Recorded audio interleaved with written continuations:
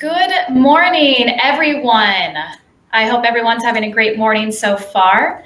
Thank you so much for joining us today. My name is Leah Market, Guest Services Coordinator for World Trade Center Seattle. Currently at Table 1 is Interim Director Kelly Norwalk and General Manager Linda Jones. We are pleased to welcome you to our third of 5 Can We Talk programs in 2021. We will introduce you to our fabulous panelists in just a moment, but first, a few routine details to keep in mind. This is one of around 30 programs World Trade Center Seattle holds each year, even during a global pandemic, or should I say, especially during these times. We feel it's more important now than ever to keep our members engaged and to keep this dialogue going. If you're not a member and want to learn more about how to get involved, please send me a message in the chat and we'll be sure to connect. If you missed out on the networking portion this morning, feel free to introduce yourself to everyone in the chat, tell us where you're from, and what you're looking forward to about today's conversation. We'll keep the social lounge open after this program as well until 9:45 a.m. for more networking time. And now it's time to get the conversation underway. If you haven't used AirMeet before, it's a very interactive platform. You can use the reactions feature or you can ask questions on the tab in the right corner. If you see someone ask a question that you want to know the answer to, you can help promote it towards the top. We plan to save the questions portion for the last 15 minutes, but that of course can always change. We appreciate the Port of Seattle's partnership with us on the Can We Talk series, where we have worked to create thought-provoking, compelling programs around sensitive, complicated topics. Our goal is to help create better unity and understanding in the workplace and our daily lives. I'd like to introduce our opening speaker, Steve Metrick. Steve Metrick came to the Port of Seattle following a 34-year career in the United States Coast Guard. He came to the port tasked with the challenge of maintaining growth at one of the fastest growing airports and fastest growing cruise terminals in the United States. Steve has spent the last year and a half managing a public health, economic, and social crisis that has been unprecedented in all of our lifetimes. Though it's all, he's kept focus on the port's mission: keep the maritime and aviation gateways operating, keep people safely on the job, contribute to this region's sustainable and equitable economic recovery. Something you probably wouldn't know unless you're very close to the port is that he's also spearheading a great deal of cultural change at the port. With the support from the Port Commission, he created the first Office of Equity, Diversity, and Inclusion, making our port the first in the nation to do so. As a result of this initiative, the port is a leader in racial equity. We are lucky to have his leadership in the Pacific Northwest and are grateful to have Steve Metrick with us today. At this time, I would like to turn over the stage to Steve Metrick of the Port of Seattle. Thank you, Leah, for that introduction. Thank you also for hosting this event today and for all that you, Kelly, Linda, and the team at Columbia Hospitality are doing at the World Trade Center. I look forward to the near future when regional business leaders will be able to gather again in person in the great venue that is the World Trade Center and the Bell Harbor Conference Center. The port supported the World Trade Center in creating the Can We Talk series because we know that sharing with each other and learning from each other is the only way to build a more equitable community where everyone has the opportunity and support they need to thrive. It's also part of our responsibility to the community as a public port.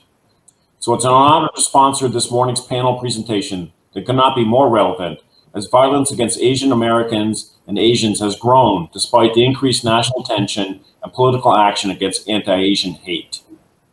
It's important that we all stand up for individuals and communities that are targets of violence and against racism against Asians and Asian Americans. The port, through our Office of Equity, Diversity, and Inclusion, and our employee resource groups, led by our Asian American and Pacific Islander ERG, have carried this important message. Port Commissioner Sam Cho, who is on your panel today, has been an extraordinary leader in this work. In fact, it was early in the pandemic, and hard to believe it was over a year ago, that Commissioner Cho championed a proclamation adopted by a unanimous vote of the Commission, rejecting racism against the Asian American and Pacific Islander community. I value and rely on Commissioner Cho's leadership, partnership, and I'm so pleased that he's here this morning with other community leaders. At this point, it's my pleasure to introduce our panel moderator, Emily Cantrell. Many of you know Emily from her time at the World Trade Center, Seattle, where she served as its director from 2017 to just a few weeks ago. where she did an amazing job. Emily recently joined the Greater Seattle Partners team as Vice President of Operations and Strategy. Greater Seattle Partners is a leading data-driven economic development organization created to ensure economic growth in the Greater Seattle and to ensure that economic growth in Greater Seattle is sustainable, inclusive, and globally competitive. Emily has a passion for the pursuit of equity, diversity, and inclusion. While at the World Trade Center, she served as the co-chair on Columbia Hospitality's Diversity, Equity, and Inclusion Task Force.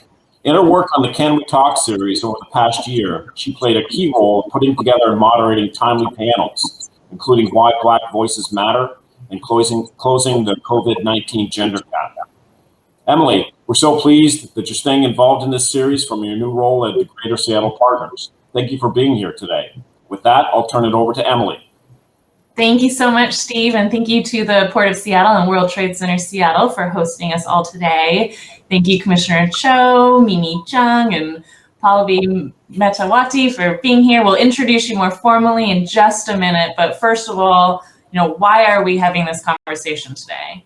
As Steve mentioned, this series has always been focused on very timely, relevant issue, and racism toward Asians and Asian Americans, while nothing new, it has really skyrocketed at an alarming rate over the past year.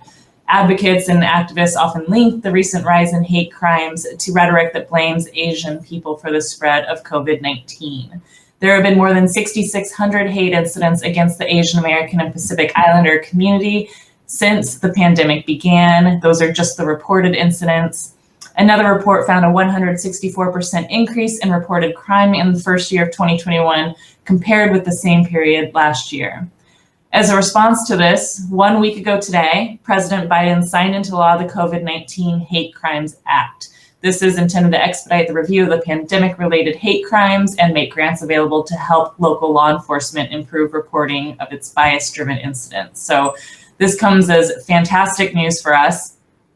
For many Asians, the breaking point in the string of violence was the shooting of 8 people, including 6 Asian women at several Atlanta area spas this past March. The women are memorialized in the bill's text. So this conversation, again, it could not be timelier. It's an honor to help lead this discussion today with 3 amazing Asian Americans. We have Sam Cho with us, Port of Seattle Commissioner. We have Mimi Chung, King 5 News anchor. And we have Pallavi Metawati, co-United States and Seattle managing partner for K&L Gates. And their bios are all listed. If you go to the right-hand side of your screen, you can read about it. But for now, we're going to just dive right into the conversation where you will learn much more about our panelists. So good morning. Thank you for being here. Good morning. Thanks for having me. We're going to start with just one very simple but meaningful question. This is meant to be a lightning round question, so you can answer with just a few words or one sentence. But what does Asian American and Pacific Islander Heritage Month mean to you? Commissioner Cho, let's start with you. Yeah, 2 words come to mind. First, celebration, to celebrate the accomplishments of our community in this country, the most recent accomplishments. And second is a reflection, to reflect on our past and our history and our contributions to this country. Great. Me?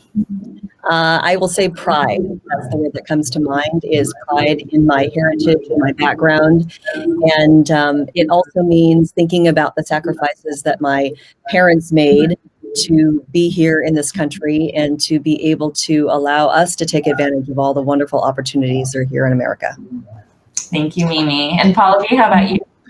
So because I go last, it looks like I'm copying both Mimi and Sam, but I will say, for me, it's a moment to both celebrate and contemplate. I think it's a moment of celebration of our history, of where we are, where we've come from, and also contemplate where we are going to go. This moment of time that we're in, I think it causes us to do. Thank you all for sharing your thoughts on that. So, Commissioner Cho, we're going to start with you. Your parents arrived here from South Korea in the 80s. Can you tell us what it was like growing up here in Seattle? Yeah, well, in the early 90s and the 2000s, Seattle was a very different place. I think we've seen a lot of Asian immigrants in the last 20 to 30 years, thanks to the boom in tech. But when I was growing up in elementary school, I was oftentimes the only Asian kid in the class, and there would only be maybe a dozen or so Asians in the school. And so I remember being very excited as a kid seeing other Asians, whether they be Koreans or Chinese Americans or whatever, and they oftentimes were my closest friends. In fact, one of my closest friends growing up was a Japanese American kid, and he and I were the only Asians throughout elementary school. And so we were, my family were immigrants. They were dry cleaners. I grew up helping them out at the dry cleaners. They were not fluent speakers of English, and so oftentimes I was like the designated translator. I always joke that I was always groomed to be a diplomat or an ambassador someday, because I feel like growing up I played that role between my parents and society, and so that was kind of my experience growing up in Seattle.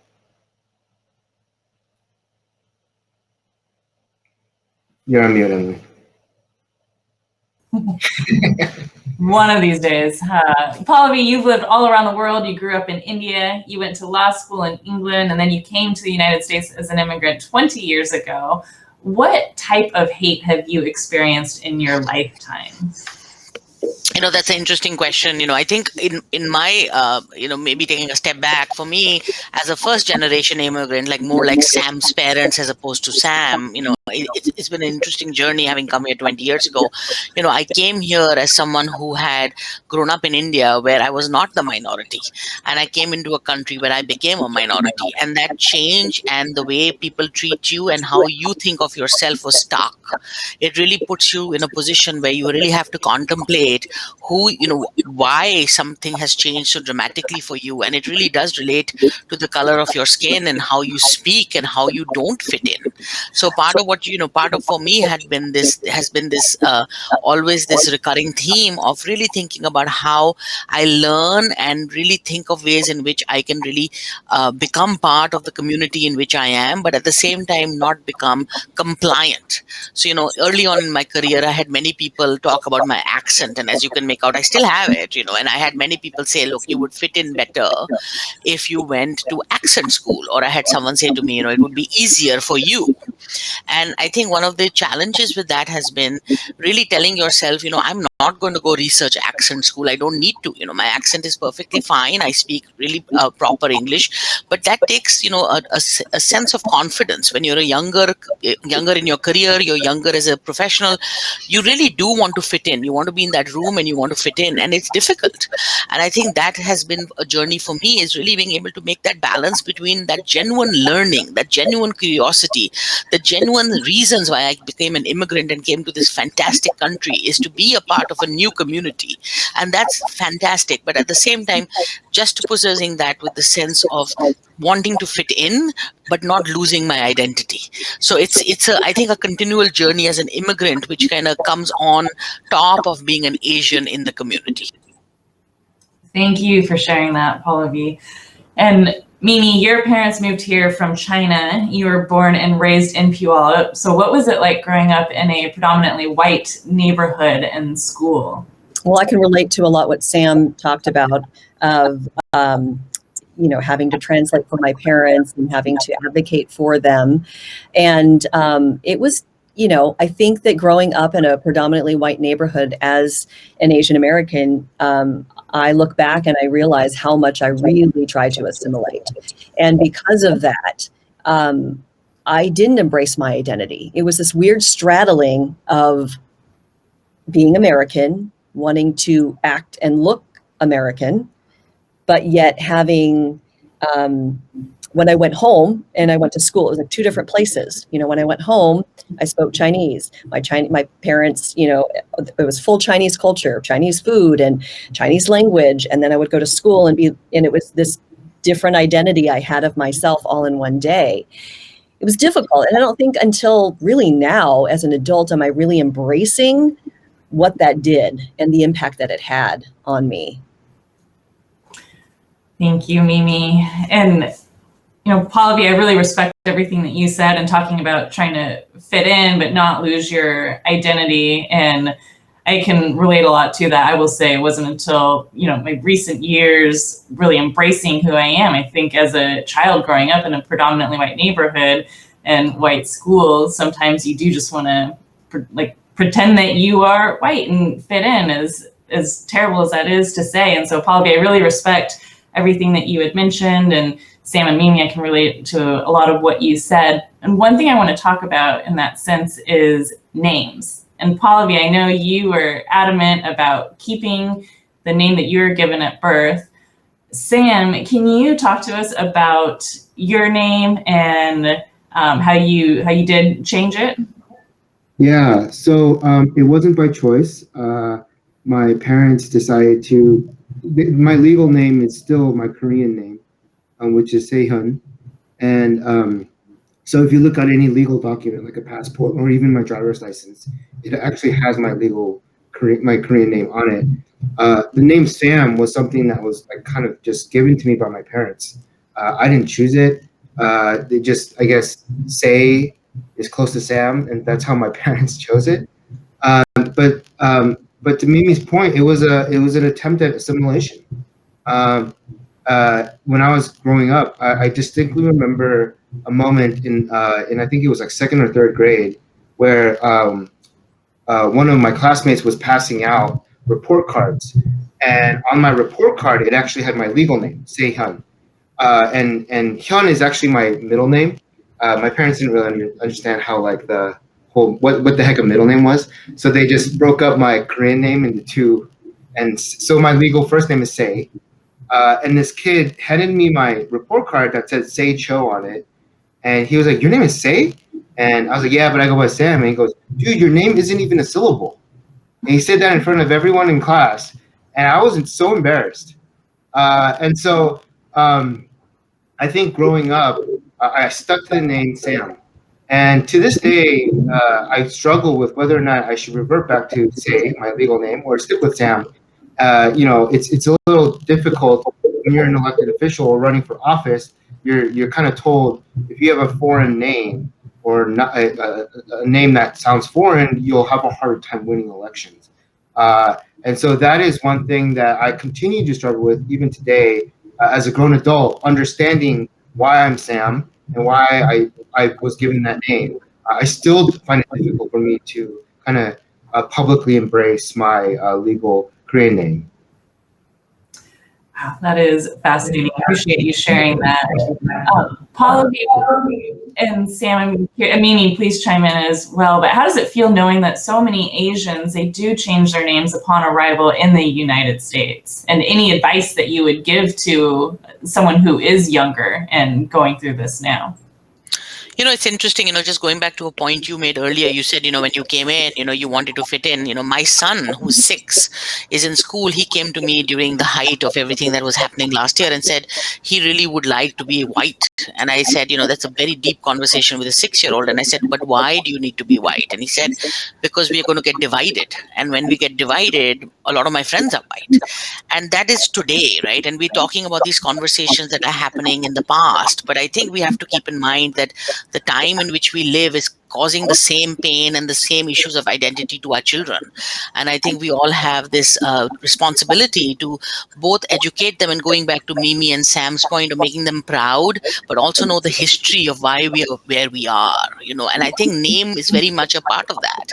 And in my family, as you know, my name, I kept the same, but my husband has shortened his name because it's easier for people to take the shorter name, right? And there's nothing wrong with that if that's what you prefer to do. But do it, I think for me, it's all about do it because it's your preference, not because it's something you need to do. And I think Sam makes a great point about that. Sometimes people choose, to make those changes because it's easier for them, or it is something, and it should not be judged for that reason. But I think what is important is to have that confidence to be able to say, no, we don't have to, but you have to be prepared, and that some people will mispronounce your name, and that happens to me regularly, right? And I'm fine with that. Makes no difference to me. I feel like that's fine, and that does happen. And if I want to shorten my name, it'll make it easier for some people. So I think, Emily, again, going back to that difference between compliance versus assimilation versus education and choice versus, again, going to a place that you need to do it to fit in. Such a great point. Thank you so much. I do think that one of the key things that people need to understand about people changing their names is that I think that for the most part, I can't speak for everyone, but when you change your name, when an Asian American changes their name, they're not doing it for the most part for themselves or their family. They're doing it to make everybody else around them more comfortable. And I think that that is at the heart of it. I don't think most people would choose that. But they're doing it to make everyone else feel more comfortable. And in my case, we were talking just the other day about this sort of briefing before the panel, and it dawned on me in that moment when Sam was telling us the story about his Korean name as his legal name. I realized that my parents actually have Chinese names, and that is their legal name. So I can identify, Sam, with what you're saying. That my mom's name is King, and that it's King Sao, but Sao is her middle name. But so that's how I have to fill it out on a document when I'm filling out forms for her. But nobody calls her that, you know. And I never even thought twice about it growing up. It was just one of those things where, I don't know, she's Munisa and my dad is Ken, and nobody else calls them by that name. I never really thought why. And I think my name is my legal name. It's my given name. But there's a lot of journalists, Asian journalists, who've had to change their names. They were asked to specifically or pressured to because it was easier to say on TV. And that was, again, something that when you're young and you're just getting into this business and you realize that you have to have a TV name, that is just something you do. You don't even think about it. And I have some colleagues who are now realizing as an adult, and they're older and more mature, what that made them, how that made them feel, and how they're debating whether or not they're going to go back to their legal name given to them. Wow. Well, thank you, each one of you, for sharing that. Love hearing the personal stories. And as we move into more of the professional side, first of all, what is it like being an Asian American leader? Sam, let's start with you. Yeah, I think that Asian Americans in general struggle with what was often called the perpetual foreigner syndrome, right? And so the idea that, I was born here, I was raised here, it's the only country I've really lived in, and yet I still get, asked, where are you from? And so as a leader, it's even more interesting because there was, you're in a position of relative, with relative, you're out there, right? And so I think there are a lot of stereotypes out there about Asians and Asian Americans. I'll just give you an example, and I continue to struggle with that. I'll tell you a story that happened like 3 months ago, actually. If you come to Pier 69 where the port, and Steve doesn't know this, so it's going to be a bit of a surprise for Steve. There was the port commissioners always actually park on the side of our headquarters. And one day I was parked in my parking spot, and I was actually walking with my staffer. We were just having a conversation who also happened to be Asian American. And someone came up to me and told me, "Excuse me, you're not allowed to park here." And I was a little shocked. And they were like, I'm sorry, why is that? He said, these parking spots are for leadership. And I was like, and I actually I played it off as if, I was like, oh really? So who? And he started talking about, he mentioned Steve Metrick, and he mentioned other commissioners, and I was like, well, I'm a commissioner too. And he just face completely went blank, and he was like, I'm so sorry, and he just walked away. And so I think I still struggle, and maybe it's not just because I'm Asian, I'm relatively young as well, but I still struggle to get what I feel like I earned. I earned this position. I ran for office like everyone else, right? And the fact that I still have to kind of fight for the credibility, and the, and as as an Asian American, I was never really raised to be like loud about my accomplishments either. So it's a constant struggle for me to put myself like I don't want to promote myself. I don't want to come off as narcissistic. But at the same time, I feel like I need to claim what I earned. And so that's one of the big things that I struggle with today as a leader. Absolutely. Thank you, Sam. And Pallavi, you are head of K&L Gates' Seattle 300-person office and co-managing director of 24 offices around the country. How do you remain authentic in leadership and in your role as a lawyer? So, for me, I think my story is a little bit different. And I think I've mentioned this to all of you. I became a leader while I was on my maternity leave. So while I was on my maternity leave with my 4-month-old, I got a call from the firm asking me to take on leadership of the Seattle office. And, my first reaction was, I had a baby. And they said, no, we know that. And my second reaction was, I'm on my maternity leave. And they said, we know that as well. So I think one of the things that I had to do for myself is accept the mantle of leadership without apologizing for it. And that was difficult for me, and I don't think that came so much for me for being an Asian as much as it came for me for that particular moment of my life.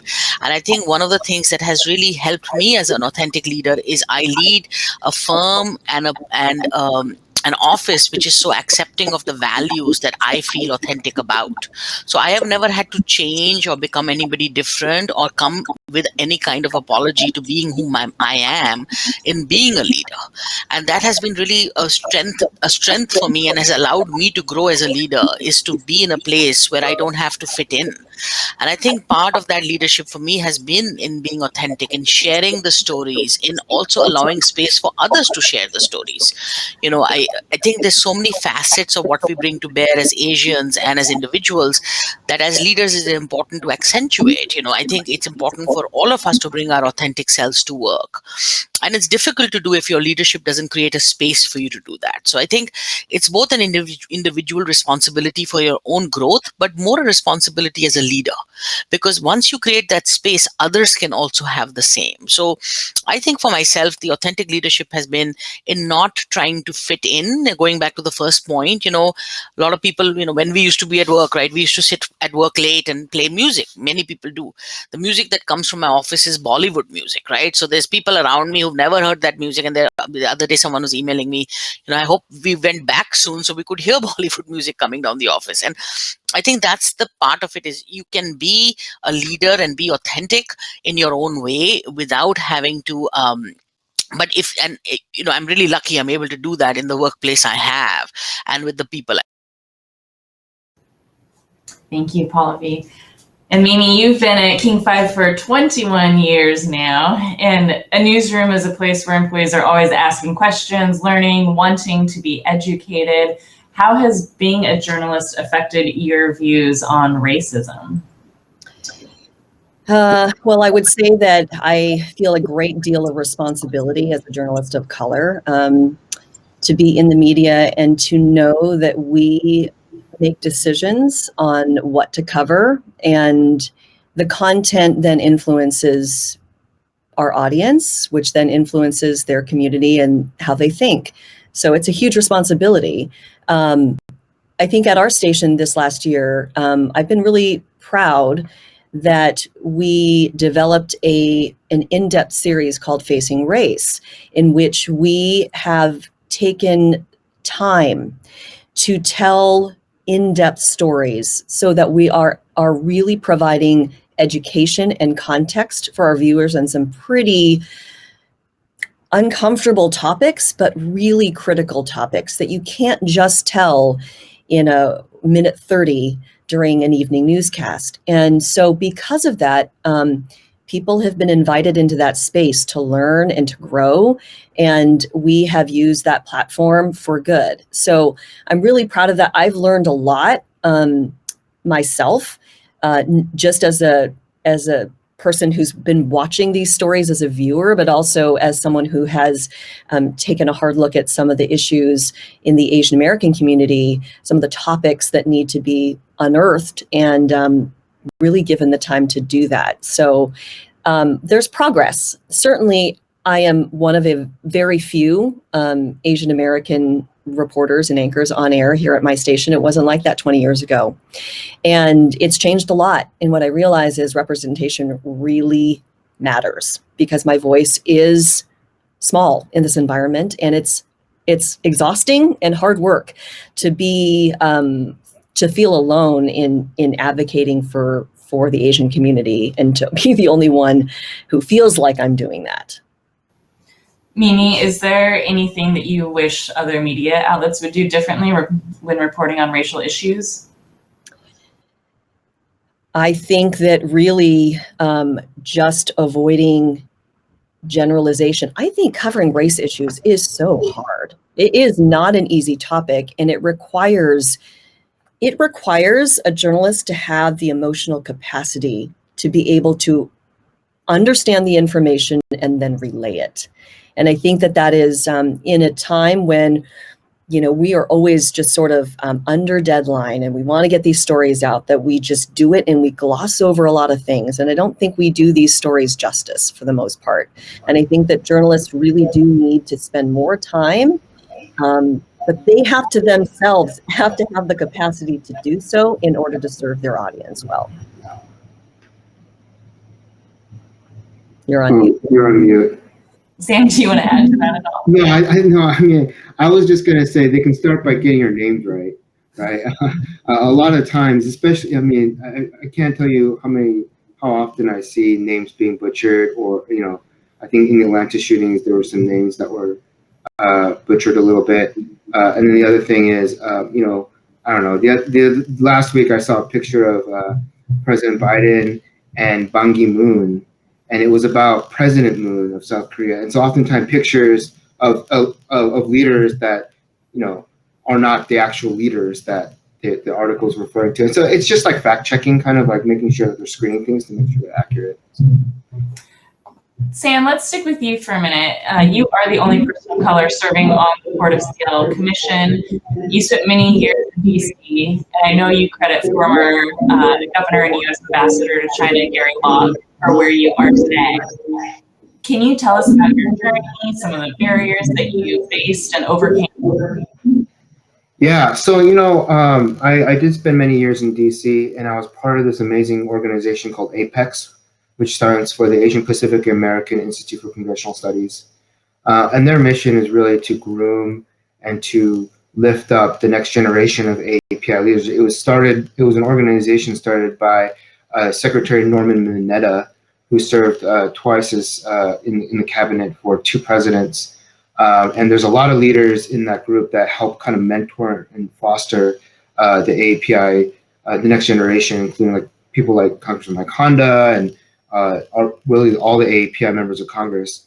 But you mentioned Gary Locke, and it's interesting because, obviously as a kid, I saw Governor Locke. And obviously, like in elementary school, I didn't truly understand what it meant to be a governor or to be in politics or to run for office. But I can't help but wonder, as a elementary school kid, seeing someone on TV and in the newspaper that looked like me really allowed me to think that I could also pursue, big things. And it allowed me to think bigger. It's really full circle now, because when I was running, Governor Locke was a tremendous supporter of mine and has become a great friend and mentor. And so I'm really, really fortunate to have him in my corner. But when you ask about challenges, the challenge is that there aren't a lot of us out there in this space. And most people just don't even know how to start when it comes to running for office, filing for office, fundraising, all these different things that entail going into politics or public policy. And to Mimi's point about representation mattering, if it wasn't for the Gary Lockes of this world, the Norm Minettas of this world, the Mike Hondas of this world, I certainly would not be here today.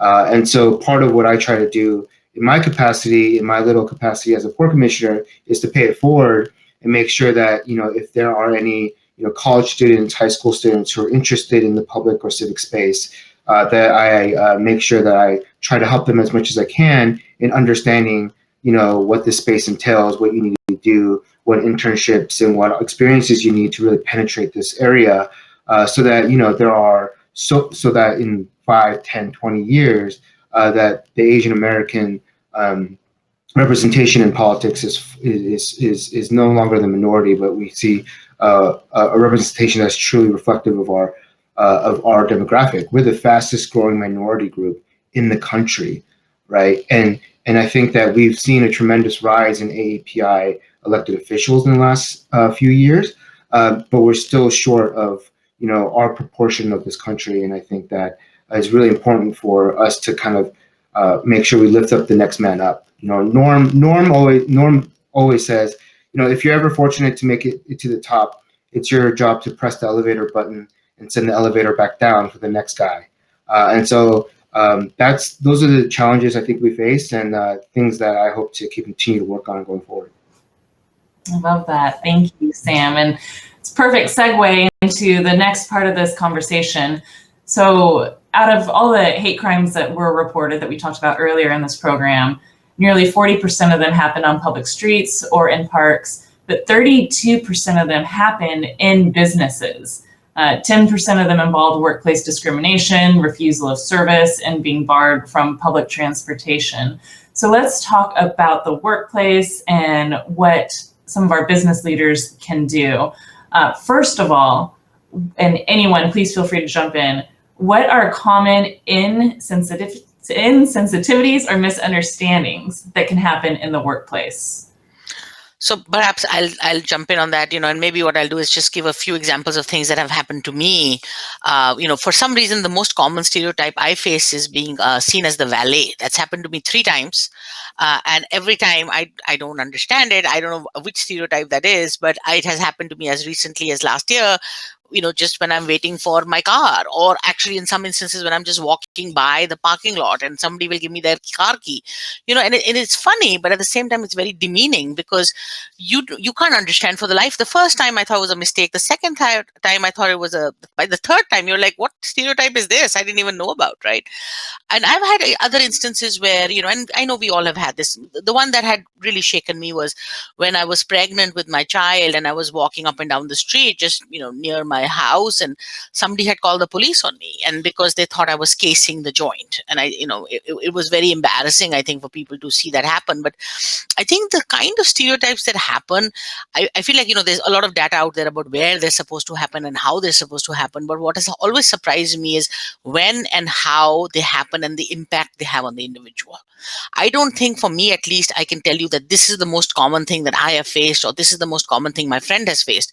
But what I can tell you, it happens unexpectedly. It shakes you to your core, and it makes you really think of yourself in a way that makes you feel powerless.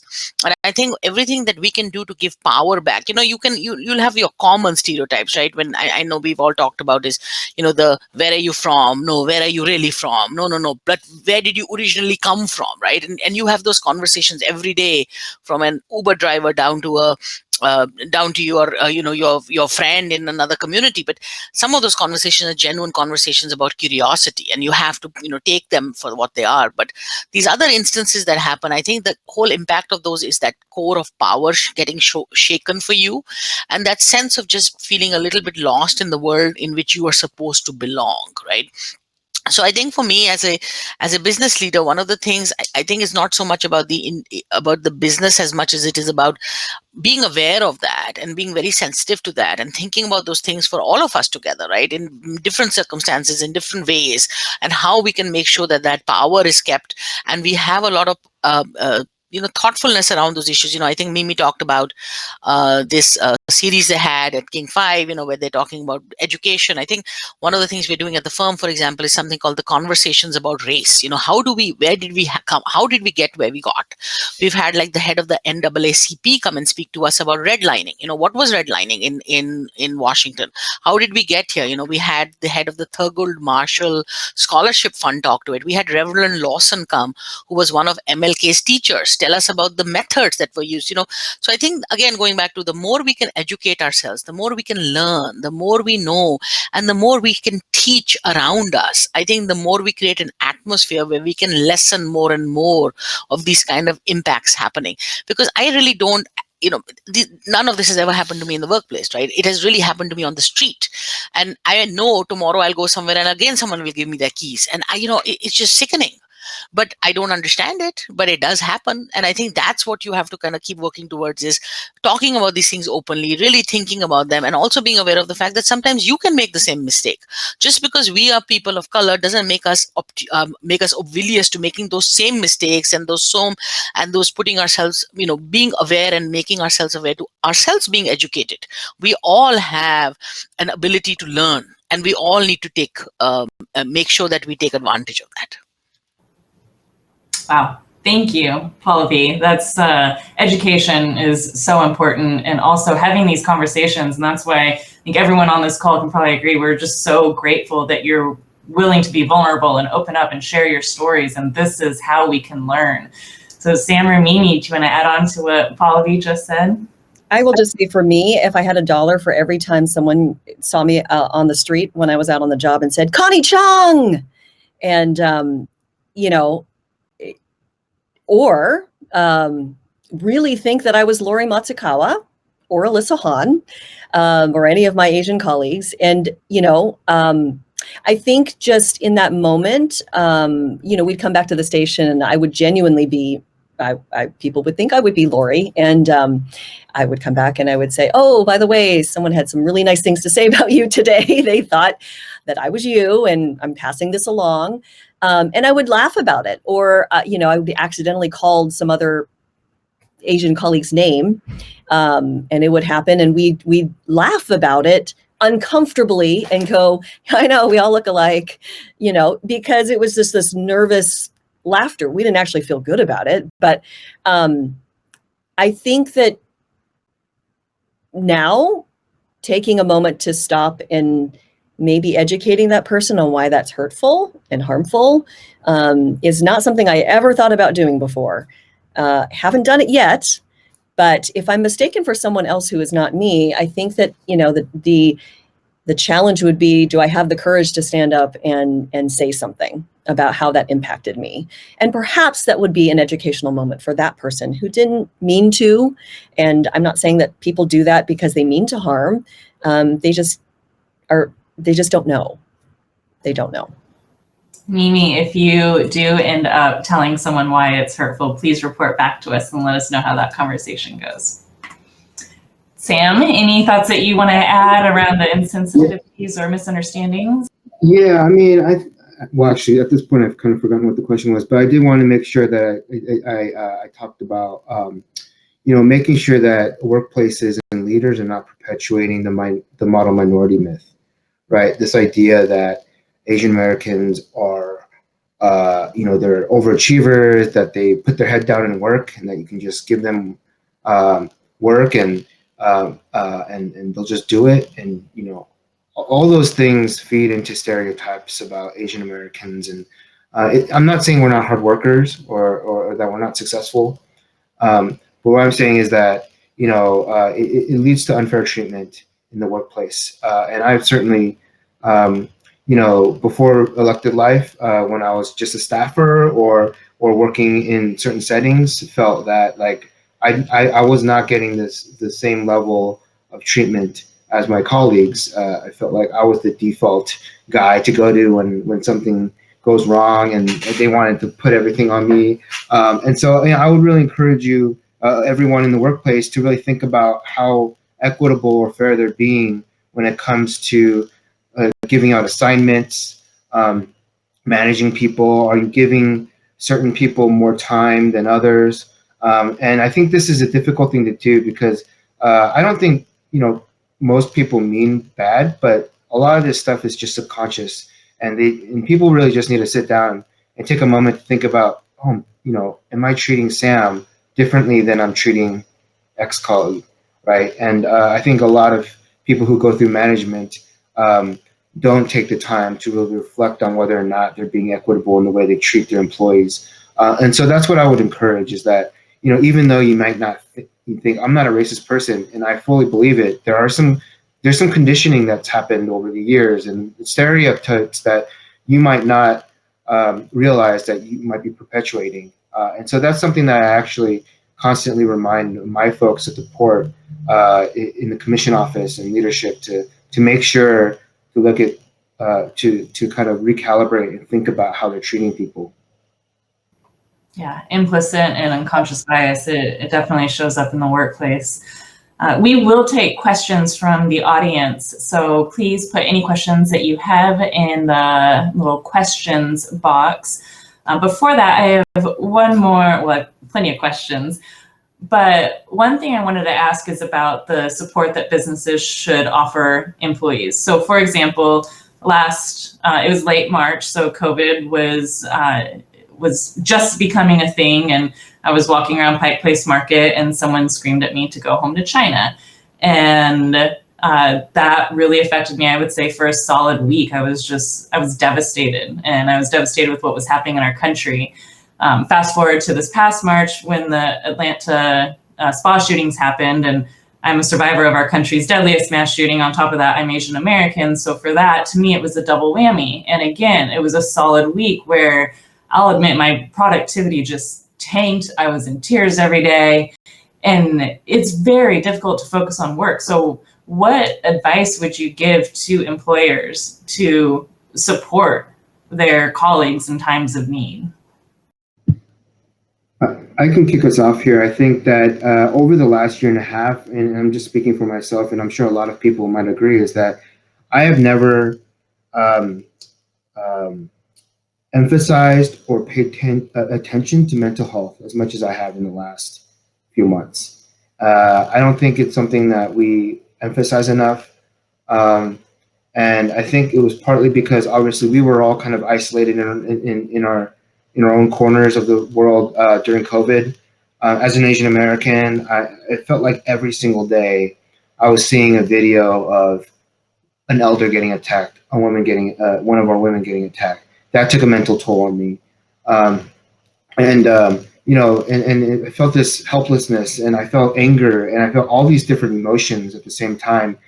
And so I really want to look at and hopefully push businesses to really provide mental health resources. And we need to, I think, as a society, move away from stigmatizing mental health and start looking at it more like we do fitness and physical health. I've been reading a lot about this, read a lot of books over the last few years, and the brain really is a muscle, just like any other muscle. And it needs to be fed, it needs nutrition, it needs exercise, and in order to be healthy. And so I really hope that at least the larger businesses consider providing counseling services or mental health awareness or mental health resources so that their employees, I think it's good for productivity as well. Emily, you just mentioned that your productivity completely dropped when you saw those instances of hate and racism. Same with me. The day of the Atlanta shootings and the 2 days after, at least, I didn't do anything. I wasn't productive at all because I was wrestling with what had just happened. And I can't imagine, beyond the context of Asian hate, but in general, everyone goes through things in life that could lead to that. And so I actually think it's good for companies and the private sector to provide this service. So I do think that it would actually boost productivity in the workplace. Thank you, Sam. Mimi or Pallavi, do you have any suggestions on what leaders can do in the workplace? I would just say engage in conversation, just check in. Something as small as that, just to know, what do you need right now? On a more personal level. Yes, in my workplace, we get those emails. We understand it's a difficult time. Here are the resources. You can call telehealth at this number. That's wonderful that companies are providing that. But I want to be seen, and I want to be acknowledged for what is really obviously a very difficult time. And when your leaders or your managers are not even acknowledging it, you feel invisible. Your pain feels invisible. It feels like it doesn't matter. And I think that, it may be that people just don't know what to say, right? Even as a manager, as a leader, you don't know what to say, so you don't say anything at all. And I just want to encourage people who are managers and leaders that all it takes is just a checking in. Just want to make sure you're doing okay. Is there anything I can do for you? What do you need right now? It goes a long way, I would say. I agree with you, Mimi, and especially if you don't know what to say, I think it's perfectly acceptable to say, I don't know what the right words are, and just know that I'm here for you, or what should I ask you? I think it's perfectly acceptable to just be open and honest like that, but just being heard, being seen means so much. Polly? So, the thing I'll add is I think Sam made a good point about just having resources available and being open about those resources. I agree with him. I think mental health resources and being open to being able to provide them. The firm has a lot of resources for its employees, but you also have to make it clear that it is okay to use them. You have to have the messaging out. We've had a number of speakers come in and speak to the firm, to different people, but I think you have to have both the resources and the openness to tell people, look, this is a difficult time, with not just for us as Asian Americans, but with the pandemic, with working mothers, with remote working, this is a very difficult time, and it's testing everyone. We like to use words like it's testing the best of us, but it's not a time of saying those things. I think it's a time of being vulnerable and saying to people, this is hard. It's hard for me. It's hard for you. Here are the resources available. Use them. If we have other people to use them, we will as well. People have dealt with a lot this year. And I think that vulnerability and being open to saying that we should use those resources, and, telling your stories, like you said, Emily, right? When someone says, go home to China, I've had those people tell me to go home to many different places. I apparently belong to lots of different countries, but, it really shakes you. And I think those are the moments of time that you may need help. And you may want to be able to so as employers, I think our responsibility is to provide those resources, be open about those conversations, and don't do them just because you feel like you have to.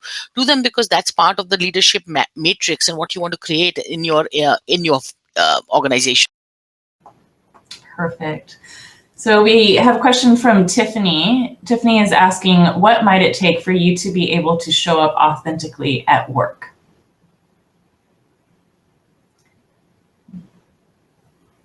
Let each one of you think about that and feel free. I think that in order for me to feel like I can really show up as my full self is to know that I'm in a space where my differences are celebrated. And so providing a culture and space in which, like Pallavi mentioned, where she's playing Bollywood music, that's celebrated. That is her feeling like she can be her authentic self. And not only that, but the people around her are celebrating that. I think that people wanting to know your story, asking questions. I think I've felt more of my authentic self in this last 6 months after speaking out at my own company's DEI training workshops, where I spoke for the first time about growing up in Puyallup and my experiences with racism and discrimination. That opened my colleagues' eyes, along with other stories that colleagues shared. And that was really like the first step towards really feeling like, oh, people saw me for my whole self. I think when you're in professional workspaces, especially in jobs like TV, where you put on a really nice outfit and your hair and makeup is done, that people see you in this one space and they don't really know the full story. And so that is being sort of uncovered and unearthed as people are asking questions and having conversations. And that is allowing me to be my authentic self. Thank you. Sam or Pallavi, do you want to add to that at all? I guess I'll just say, exactly right, Mimi. I agree 100%. I also think lack of fear, right? I think you have to also understand that the people around you are also, I feel like I give a lot of credit to people around me as well. When I first started, I used to always think, why is someone asking me what's the best Indian restaurant? It used to really bother me because I used to be like, why are you asking me? And, the reality is they ask me because I know, right? So I used to always feel like, why are you asking me about, whether I've read Shantaram, right? I've not read Shantaram. The book is this big. I don't want to read it, right? But I might have read a few chapters of it, right? But I also had to come to a place where I started thinking, okay, the person may be asking me because they want to connect with me, right? They want to talk to me about, things that they feel may be in common. And I need to have more conversations where I can tell them, I don't want to talk to you about Shantaram. Let's talk about, something else. And maybe I do want to tell you the best curry in town because I do know the best curry in town. So, you have to create your own space to be able to connect with people on an individual level without having it doubt yourself or making yourself vulnerable. But at the same time, create boundaries for places where you don't want people to go. And that's difficult. It's really difficult, especially when you're younger in your career, is how do you, again, fit in as opposed to become your authentic self? And those are two different things. And I think lack of fear and giving the other person credit to really be able to have that conversation with you is the way I. And Pallavi, I am putting into chat right now a link to the piece that you wrote for Puget Sound Business Journal recently about being able to lead as your authentic self. It's a great read if anyone's interested. Sam, did you want to?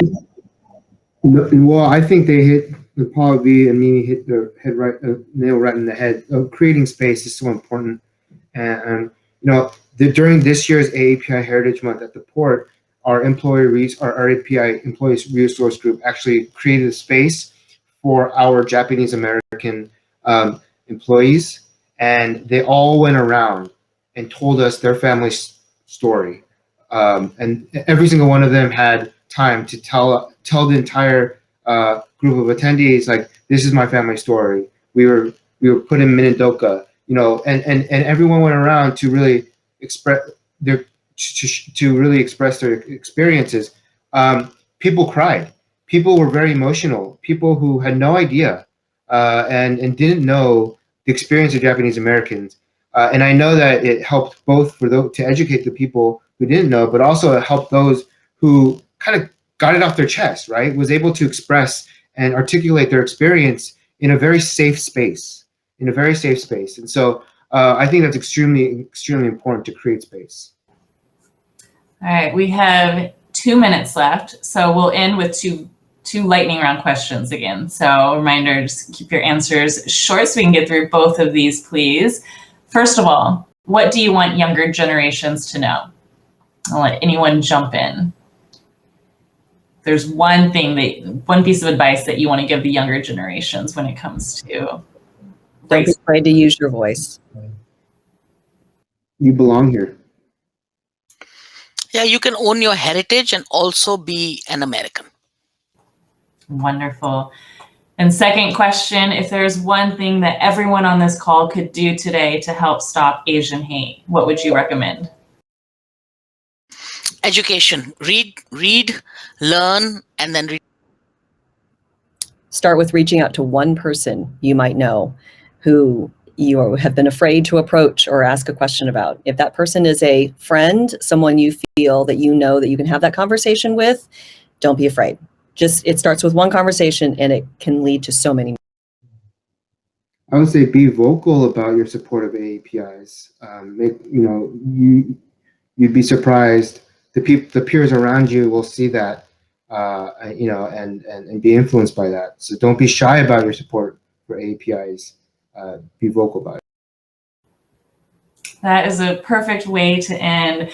Sam, Mimi, Pallavi, thank you so much for participating today. This conversation was so inspiring for me. Hopefully everyone else feels the same way, and great advice, and just really appreciate you sharing your personal stories.